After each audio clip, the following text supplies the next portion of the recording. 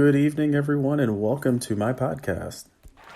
That's right, I have a podcast. Tonight's episode is all about leadership and power, and how power relates to leadership.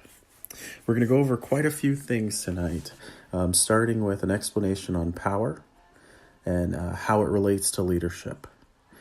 Then we're going to move into an analysis of the 5 sources of power, which my research led me to a wonderful site, clickmeeting.com. That's where I did some great research on the sources of power. We're then going to summarize the relationship between influence and power, so how those two are actually related and different. And then finally, we're going to determine how relationships between leaders and staff actually affect influence and power. So I'd like to begin by giving you Merriam-Webster's dictionary definition of power. Merriam-Webster's defines power as the possession of control, authority, or influence, there's that word, over others.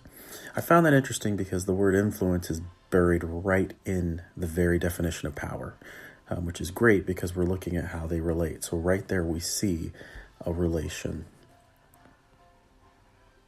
Now, power in leadership is interesting because there has to be a certain level of power that any leader, any effective leader would possess. Because a leader without power probably shouldn't be leading. Power is the driving force behind followers following leaders. But there are many different ways to actually flex said power, and there are many different types of power, where there's actually 5 sources of power that we're going to go into. So those sources of power are legitimate power, which is power based on position within the organization. So in theory, a CEO has more power than some person that's working in the mailroom, for instance. Then there's expert power, which is based on knowledge. So the person in the room with the most knowledge, the most knowledgeable individual, is therefore the most powerful individual in that concept. Then there's coercive power. And this one's a little sinister in a way because this is based off of punishment and threatening behavior. So fear. So someone using the coercive power model, if you will, is basically using fear, fear of losing your job, fear of losing your status as a motivational factor to gain a certain goal or a certain desired response from employees. The next one is the referent power, which is one of my favorites because it's based off of personality and relationships.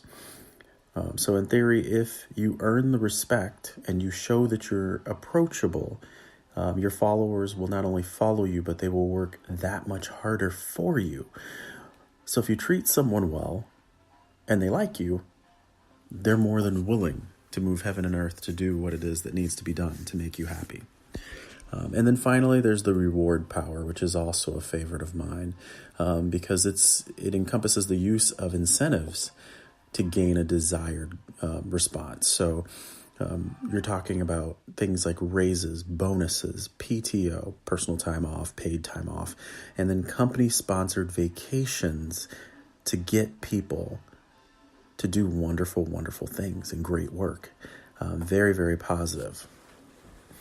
Now, let's circle around real quickly back to the relationship between influence and power. When I think of power as being more of the not necessarily brute force, but power is what I'm going to make you do.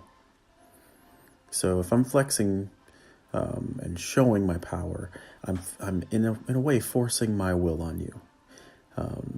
Whereas influence, in my opinion, and this is just my opinion, but influence is more of persuasion. So I'm persuading you in very many different ways, persuading you to do something and to help achieve the desired results. But there are several instances where the line is blurred and they are actually working in unison. So, for instance, a coercive power user will threaten, will use fear, which is a very motivational thing for all the wrong reasons, to persuade you through fear to do what they want you to do. On the flip side of that, and the more positive side, you have the referent power user that uses their relationship and the amount of respect and admiration you have for them to influence you to do wonderful things for them. So they try to inspire you to do well. But really, you have the two of them going hand in hand in both instances, one not so good and one that's really absolutely great. And then lastly, let's go ahead and look at the relationship between leaders and staff and how that can affect influence and power. So we'll make this very, very simple and very, very brief. So let's take a look at, once again, my favorite, the referent power. Now, if your employees like you, if they respect you, then you have the power of influence to get them to willingly work hard to achieve the desired results. So right there, you have power and influence working together almost in unison. You're using your power, which is the referent power, to influence through respect and admiration. I really can't think of a better example than that. Once again, on the flip side, the coercive power being the power to threaten and punish. The same can be said for that. So you have an instance where through threats and fear, that's the power, one can influence, there's the influence, others to do what they want you to do. So you can impose your will either by force, which is coercive power, or you can enforce your will and power through respect and approachability. I hope that this podcast has been as fun and as entertaining for you and as educational for you as it was for me making it. Until next time, have a wonderful night, and thank you for listening.